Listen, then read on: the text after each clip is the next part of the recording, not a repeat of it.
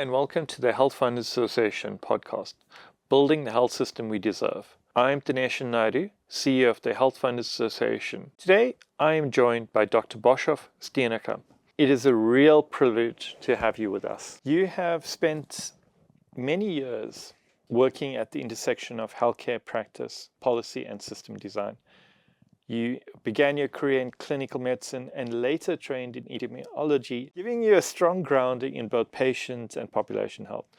You later became deeply involved in the regulatory and policy environment of the healthcare sector, including work with the CMS or Council for Medical Schemes during an important period of reform.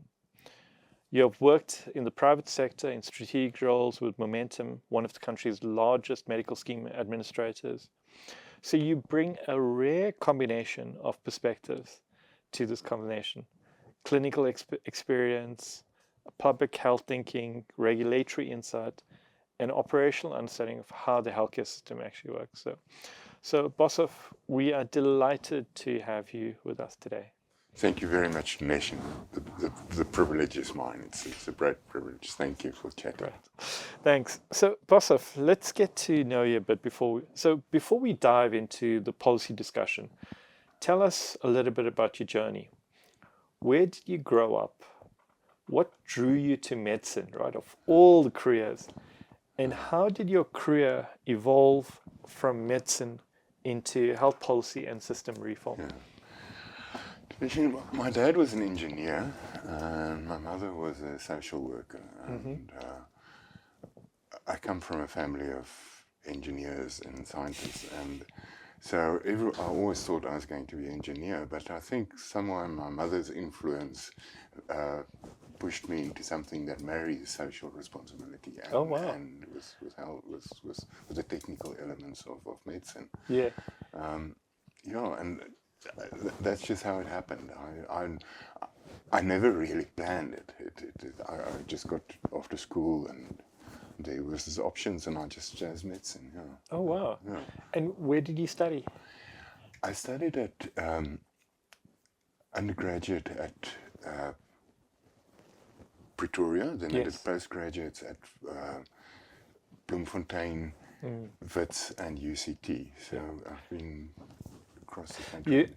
And this is exactly what the rigor of the discussion is. You know, you're not just somebody who is content with just having done medicine. You took it further and you did two masters, I believe it was, in fact, in those fields from you.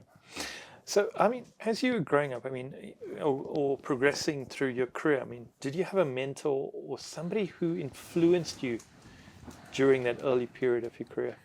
Yes. On the farm Marikana, where my dad was a farmer, we had a GP, and he, Will Prinsloo was his name, and he later on ended up being the head of pediatrics at University of Pretoria. And when I started working, doing epidemiology research, he was an absolute mentor. He really took my hand and he helped me. Yeah. And it was amazing. One never realizes. I never realized at the time how important that is to have that. And later it was Dr Horst Kiesner, who was the previous head of epidemiology in the Department of National Health.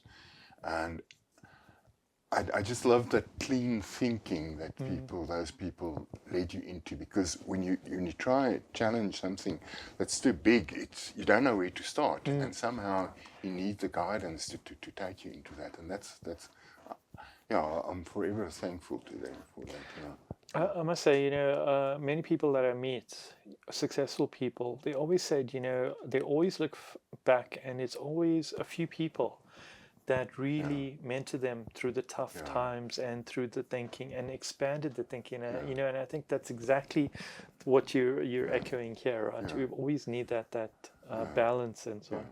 I must add Patrick Nasorbe as well. Patrick Nasorbe, he was a remarkable registrar, the first registrar we've had at the CMS. And just his approach, I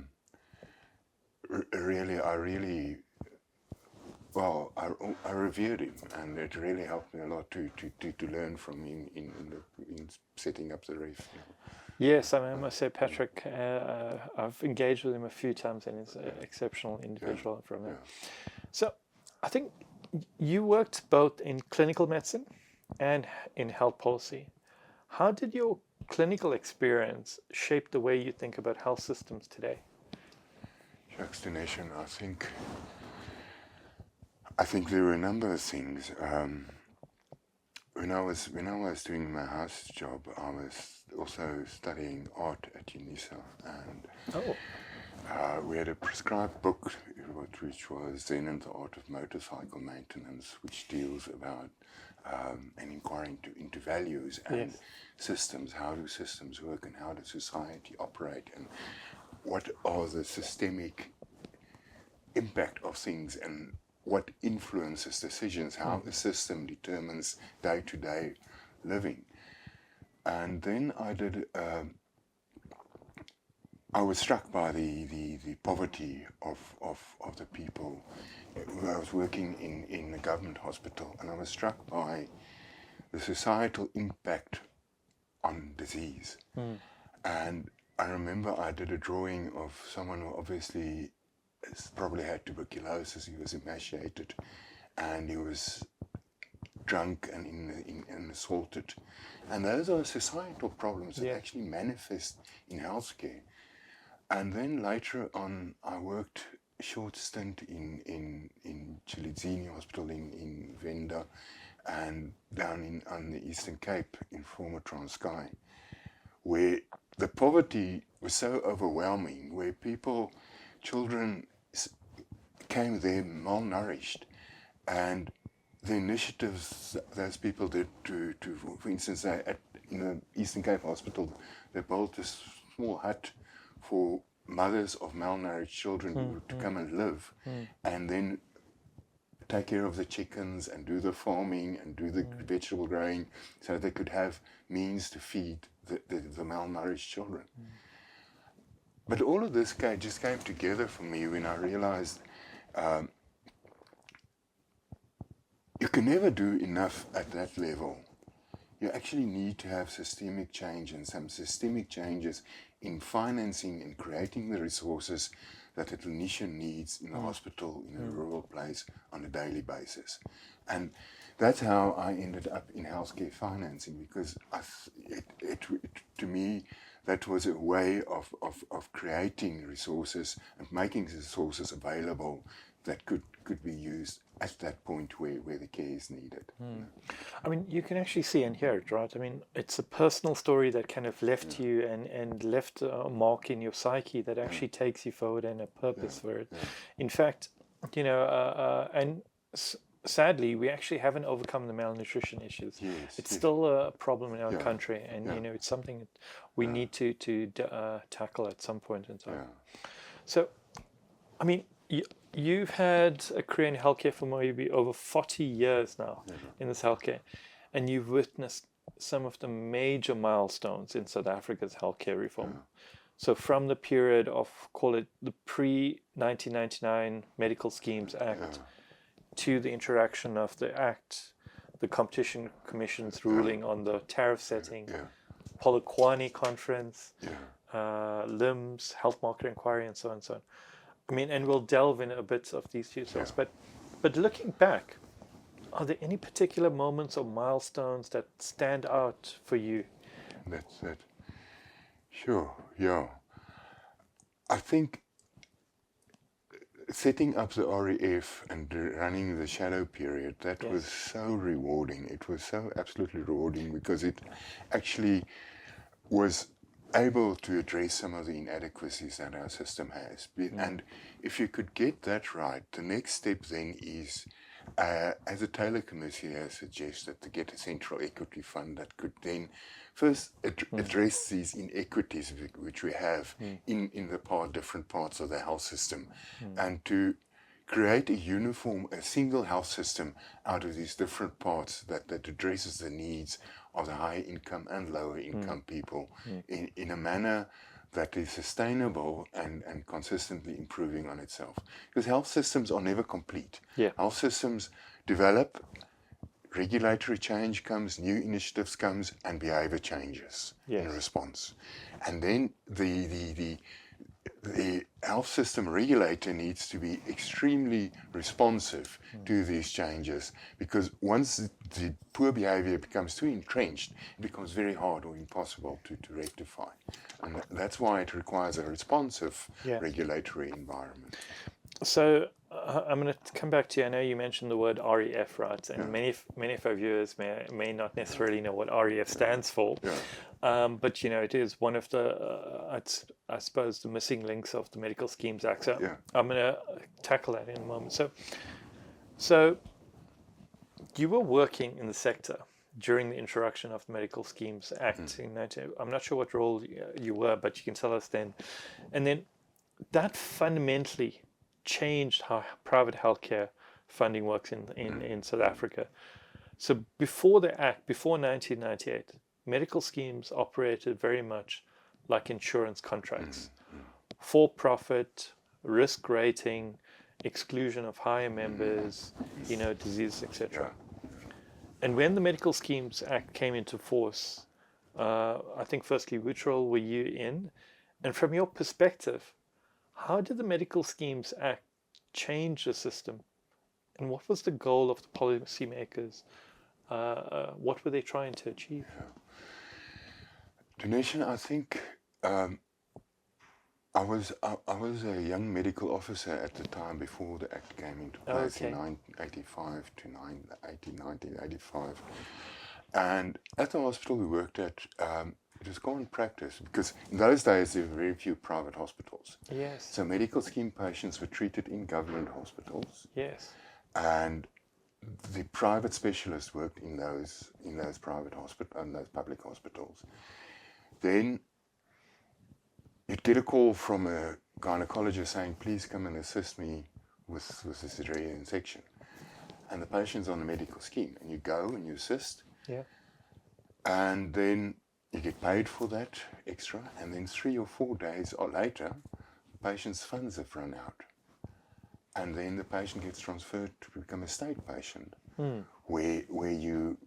when I as medical officer then treated the same patient that was paid for as a privately.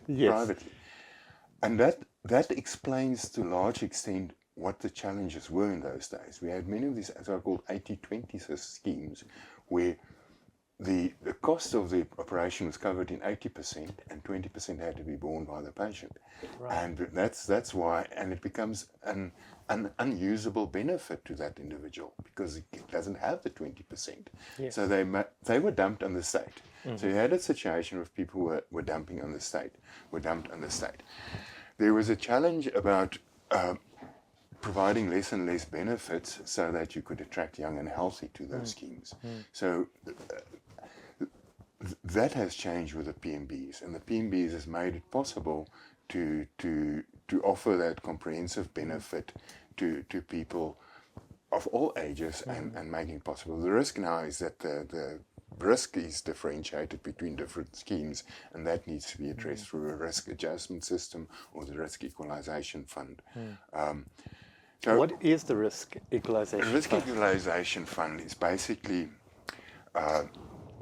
in a virtual way, you create a single risk pool where everybody contributes in accordance with a fixed amount and gets funds in accordance with risk. So what that would mean, a high-risk scheme with many old people and sick people would be contributing on a monthly basis to the risk equalization fund. Would be receiving money from the risk equalization fund, and the low risk schemes would be contributing to the fund because they face a low clinical risk, and then the high risk schemes would benefit. That way you create a virtual single risk pool where you can't discriminate against sick and old people, because currently the system does that. It advantages lower risk individuals in the process. But that's only one part of the equity that needs to be addressed. Yes. That's the so-called horizontal equity. The vertical equity that needs to be addressed is from high income earners to low income earners. And one needs to find a mechanism where you can address both through a tax credit system, or possibly change the tax credit to risk rated contribution for each individual member to the scheme he belongs to. That way you can address both of these. But it's technically challenging because generally speaking, people belonging to lower risk schemes are lower income. So one must be careful in how the system is designed so that you can improve equity for all involved. And it requires fine actuarial analysis to arrive at that point. So I just want to pick up on a point. So I mean, it was an 80-20 principle. So it was, you mentioned, and it was well before I was into medical schemes. So you'd go to a private provider, you'd pay 80%, but you'd still have a 20% copayment. And I think that was like the standard before 1990. Now, you know, it tried to create a bit more egalitarian system where you got cross-subsidization. So we've got things like community rating. So part of that means is it's the same price whether you're sick or healthy for the contributions. So that was one of the introductions, which is great. And then we've got no risk, social solidarity principles. So open enrollment, anyone can join, no discrimination, can't be refused access, etc. But at the same time, there were a number of things that weren't actually implemented, like mandatory membership, the RF. Yes. Why do you think we abandoned those ones? I think it's challenging because and many things need to be in place before you could go to mandatory membership, and I think one of them is a risk equalization fund is quite important, and then the current failures in the private system needs to be addressed, because otherwise you're making everyone victims of an inefficiently and inadequately performing system. It sounds a bit harsh, but I mean the limits we need. We have limited ability to do alternate reimbursement. We have limited ability to determine fair tariffs. We don't have proper tariff setting mechanisms. And because if those are in place, then it would become justifiable to introduce mandatory membership, which would then have a massive impact on costs. Because currently, through risk anti-selection, people who are young and healthy choose not to belong to a medical scheme. If they were all contributing it, the contribution rates would go down by about 20 to 40%. Sure. That is a saving. So that is how it would benefit everybody involved. But these finer mechanics needs to be in place to create an environment. I mean, I think you're right. I mean, when we look at medical schemes, I think it is always meant to be, and intention is the younger contribute, for the older, the healthy contribute towards sickly. It's a cross-subsidization. It's kind of like a pay-it-forward model, because you eventually, no matter what you say, you are going to eventually get old, and when you get old, you're generally going to get sick. So you hope somebody will cover you in future. And I think, unfortunately, that mandatory membership, absent it, means we and members who are part of medical schemes are paying 20 to 40% more than we could have been paying. Exactly. Yeah. So you mentioned tariffs, right? And I think there's this, famous event, which is a major turning point in roughly, I think it was 2003. I'm not sure, you may have been with CM, Council for Medical Schemes at that time. Now, around then, what used to happen is you used to have collective negotiations of tariffs, fees that were charged or paid, to healthcare providers and service providers.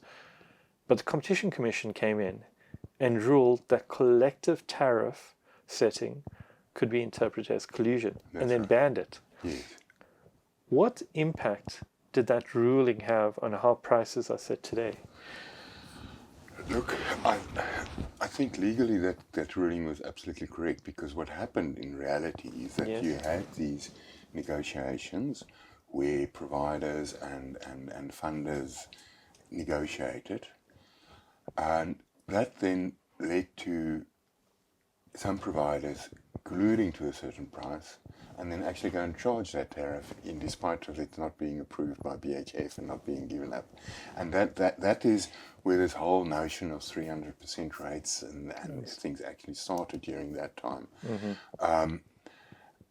And the temporary solution was then to establish a tariff by the Council of Medical Schemes. They were asked to run a process of getting tariffs agreed upon between the funders and the providers, and then but the CMS didn't have a mandate, so it was just a pure temporary thing. And then the regulations were made in terms of the National Department of Health, which gave them the mandate to do that.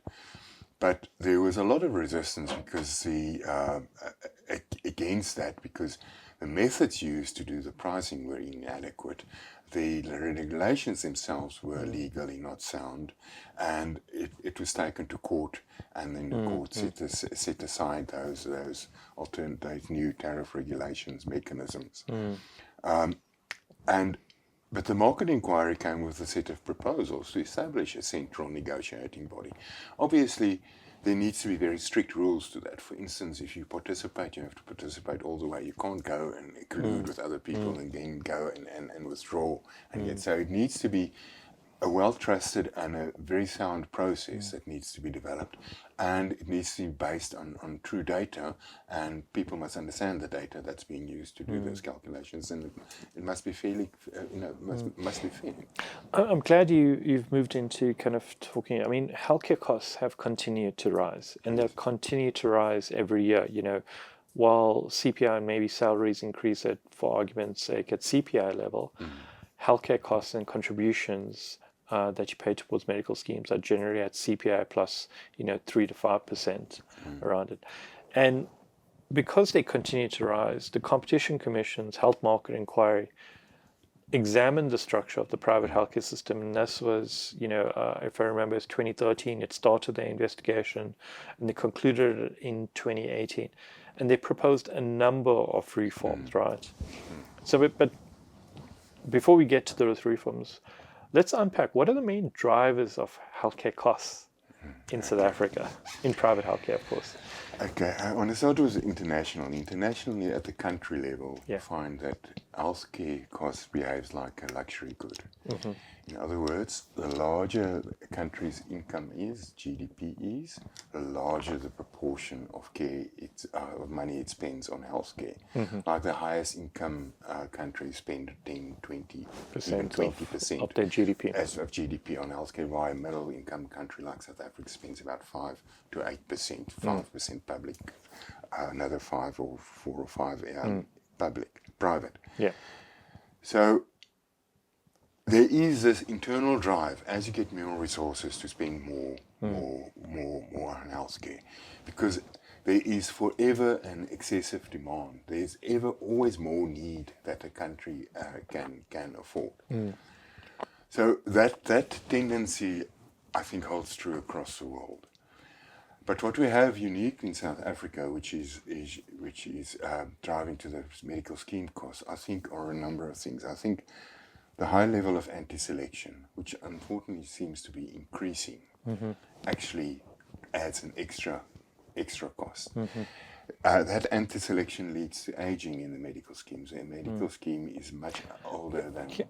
Before I know, so what is anti-selection? So anti-selection is young and healthy people choosing not to buy a scheme because they think they're better off. They're immortal. They can get hit by a bus and they'll wake up. That's right, and that happens.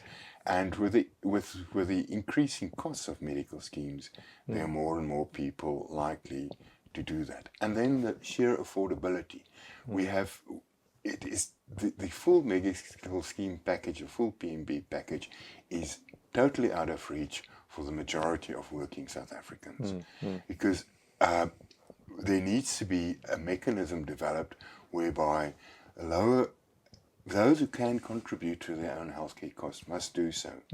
And that way it saves the burden on the state, because if you provide your own, contribute to your own primary care package, and you get service private, you fund it yourself, and then the state has a lesser burden, because the people dependent on public sector care becomes less. So the people who can afford medical scheme, and medical schemes are not for profit, they actually go to private to the facilities, and what you're actually doing is you're unblocking the public facilities, so that those people that are vulnerable and can't afford, they can get the right care without delays, etc. So I think that was it.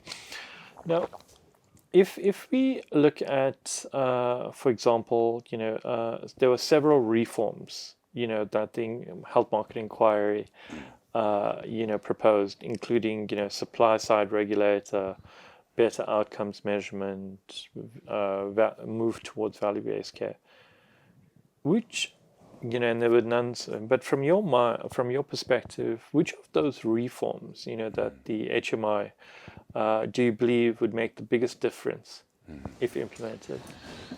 Shucks, it's very, very hard to say, but what I think what is critical though is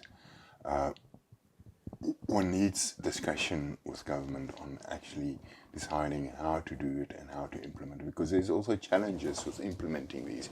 Implementation of any of these reforms requires a high level of technical capacity to be able to do that, and that I think is the biggest burden that must be overcome before those things can be done, because they are related. I mean, risk equalization is related to tariff determination and to mandatory membership. They all, it's a continuum of changes that must be done incrementally, with the full view inside of what could actually be achieved. And I think it will be very much a matter of the country. Health system reform is path dependent. You can only use the capacity you have now to create something new. You cannot go create something new and ignoring the existing capacity. The existing capacity must be part of the process of developing the new capacity. And I do think. And when you talk capacity, you're not talking you're talking about professionals, like the number of skills, on plus the one infrastructure, hand, but also the management ability and the planning ability and the implementation ability of these different changes. That is, it's not easy to implement major change like this, particularly in a very emotive environment where we are right now. I think that's a big challenge. So, I mean, let's get to the very topical national topic, which is, today South Africa's healthcare system is often described as deeply unequal. And we know that, right? So from the fact that there's 15% of the population on medical schemes, and we've got a divide between the public and private sectors, in terms of quality and etc. But from your perspective, what are the main factors that have created this divide between public and private? Well, I think it's part of our history. It's part of the societal inequality we have, because we have that at all levels. We have it in our schools, we have it in our housing, we have it in our transport, and it's part of the fabric of the inequality that this country has. But I do think government is in a position to actually make effective redistributive changes that actually could lead to a sustainable health system. But it has to be done in an incremental manner that is sustainable. We cannot, no country can afford to bring everyone up to the same level that people in the private sector currently enjoy. It is not achievable. But by doing the right incremental changes, improving efficiencies across all parts of the system, at the same time you'll get so much further and develop the economy. And as the economy develops, you create more people that are capable to contribute to the fiscus, and once those things get in place, it actually changes the whole environment.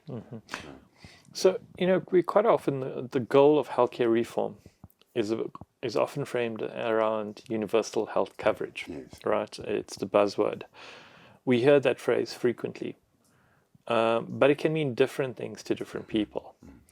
So how would you define universal health coverage in practical terms, given South Africa's context? Yeah.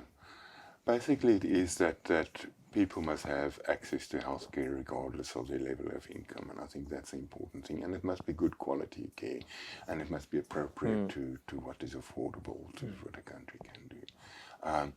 Because it is shocking to see the inequalities, even within the public system, between someone living near Groote Hospital with kidney failure will get a renal transplant. Yes. Someone living in Toyando will not. Will not. Yeah. And those inequalities are interprovincial. And the reality is that with the current federalism that we're having, different provinces spend different amounts of money on healthcare, and they're not meeting the national norms. Many of them don't. I think it's only Gauteng and Western Cape that are consistently meeting the national norms. And there's been a failure to implement the constitutional powers that national government has to actually get provinces to contribute that money equally. So South Africa probably has one of the strongest and best private healthcare systems in the world, right? So how can the private sector, who's been part of building this high quality, it's not to say we don't have issues in the private sector, but how can the private sector contribute to achieving universal health coverage and strengthening the overall healthcare system of South Africa? I think there's so much room for public-private partnerships. I mean, we spoke about the Western Cape that's got a number of public-private partnerships in place. We've previously had a tender that the Department of Health put out for medical schemes to actually set up a clinical services organisation that would purchase services on behalf of government patients, and then take responsibility for the funding and ensuring that the services are rendered and people are remunerated in accordance with the services rendered. That type of thing, there's so much room for that to happen, to actually make sure that the public purse's money is used in the most effective manner to achieve the desired outcomes. If I think about it, some of the most impactful stuff we've seen is through public-private partnerships. Yeah. If you look at, for example, I know some of the private pharmacies, right, retail pharmacies, you can do vaccinations at the pharmacies, so that helps with the national. And then distribution of medicines and chronic and stuff. So there's a lot of PPPs happening and goodwill. Yes. And the one thing in all my engagements is private sector is always willing to roll up its sleeves and help where it can. Because I think there is a common purpose and a common understanding from that perspective. So having said that, right, in regards to NHI, and the minister has actually acknowledged, that NHI could take 10 to 15 years to fully implement. And we know that one of the major gaps in the system is the so-called missing middle, the missing middle people. These are working South Africans who earn too much to qualify for free public care, but cannot afford a private medical scheme cover, And the research suggests that there's about 10 million South Africans that are in this bucket. I mean, what do you think? How did they become the missing middle? Why was this group so difficult to address? Well, I think part of it is the current legislation, Medical Schemes Act, requires schemes to must have full PMBs, and that's out of reach for lower income working South Africans. lower pocket package such as the previous limbs or the low cost benefit options would certainly make that affordable, because and obviously the necessary support from Treasury for the tax credits, because if the tax credit is given in the same way as it is given to everybody, Yes. those members would have to pay very little out of pocket for their primary care package, and for the insurance premiums. So that is one of the first steps, and because these guys don't only have to belong to medical, they have to use public facilities, and if they do, they need to pay for it, and they don't get the tax credit. So it's really a gap in the middle that really needs proper support. That's happen quite frequently in developing countries. That the top, I mean, I've seen similar situations in Zambia, where the lower income people are better protected than the middle income, and the high income take care of themselves. Oh, so, interesting. It's fascinating, and I'm glad you brought up this, because I think as Health Funders Association, HFA, we really are concerned about that missing middle, right? Yes. Because quite often, somebody who's called a blue collar worker, and what they would do then is rather go and pay cash at a private facility, at a private GP, and we know that is the worst form of healthcare financing.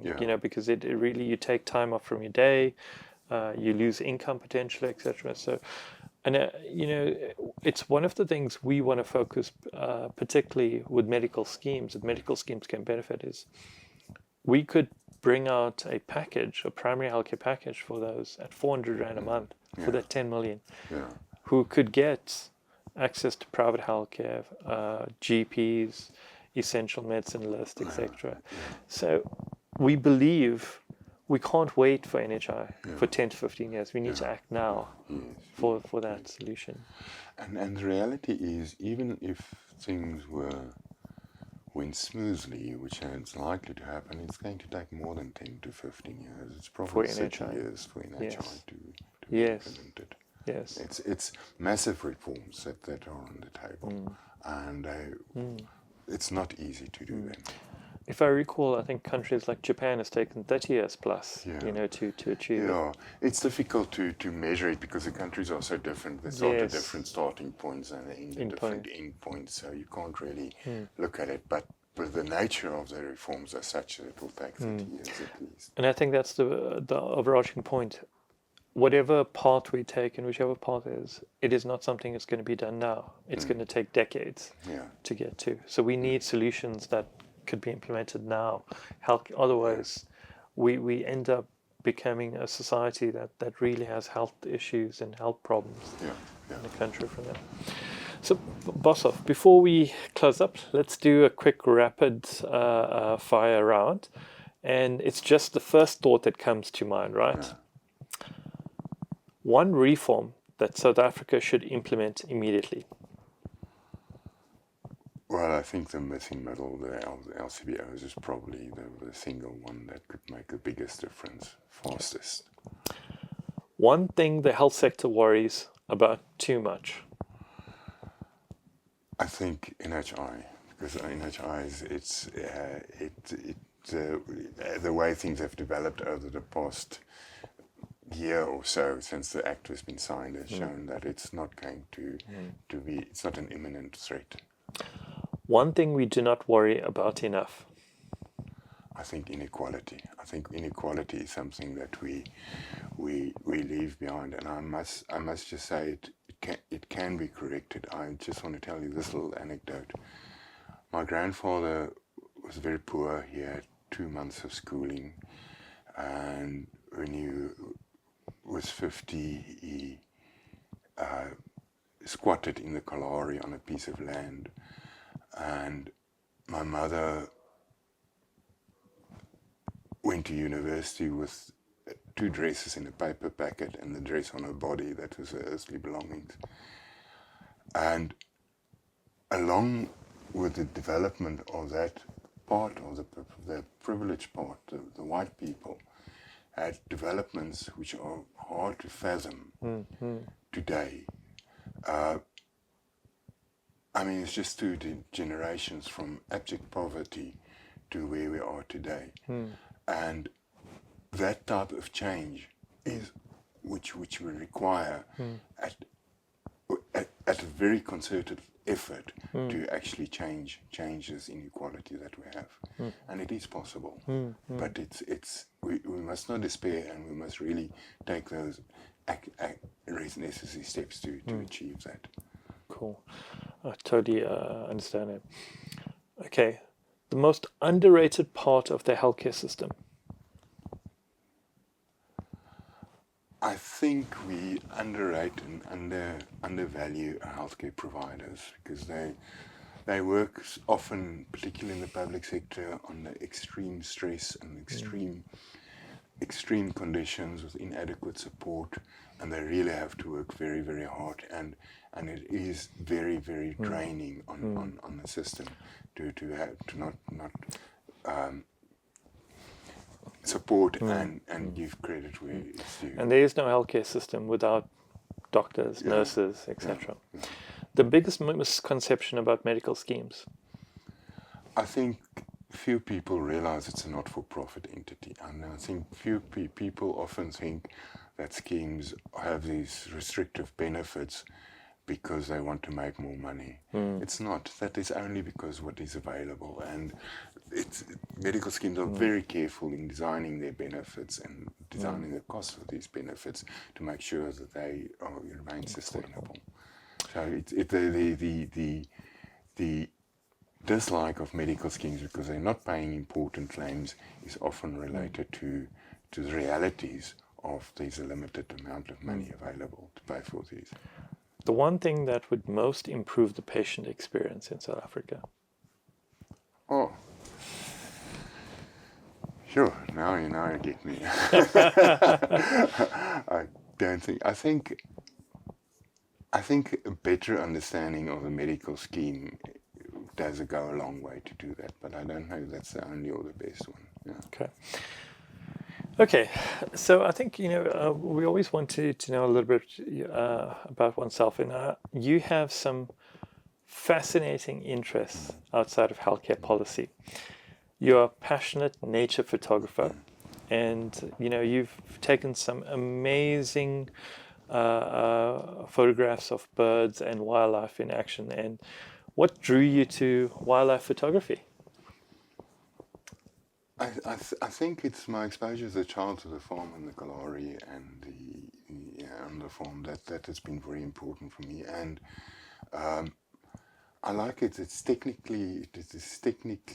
needs to be technically correct, and also the attraction or the creativity of that. That's a combination of that which I love. Okay. Yeah. You also spend time training your border collie for competitions, which I've seen and has shown videos. So what is your training? What has training your dog taught you about patience and leadership? It takes a lot longer than you think. I think it takes a lot longer than you think, and I think it's the same with the health systems reform. I think it's hard for a politician to say we're going to do something today and we'll see the benefits in 30 years' time. But unfortunately, I think that's the reality of societal development and health systems development. It takes a long, long time, and each step you take forward creates other problems that needs to be addressed. And it's very hard to plan the path. You can have the end in mind, but you need to be responsive to changes as they develop. So we're going to end, and we end with each episode with the same question. I'm going to put you to task here, right? If we want to build a health system South Africa truly deserves, what is the one change that would make the biggest difference? I think the one change that we need to make is we need to discuss things. We need to talk with government. We need to build consensus on agreeing what we can do with what we have to improve it to such an extent that everybody can benefit from the improvements. Boshoff, thank you for sharing your experience and your insights with us today. What comes through clearly is that improving healthcare it requires not only good policy, but also collaboration and a deep understanding of how the actual healthcare system works, and patience. Yeah. It takes time to build something good, and you've got to have collaboration from it. And to our listeners, thank you for joining us on Building the Health System We Deserve, a podcast from the Health Funders Association. Until next time, thank you.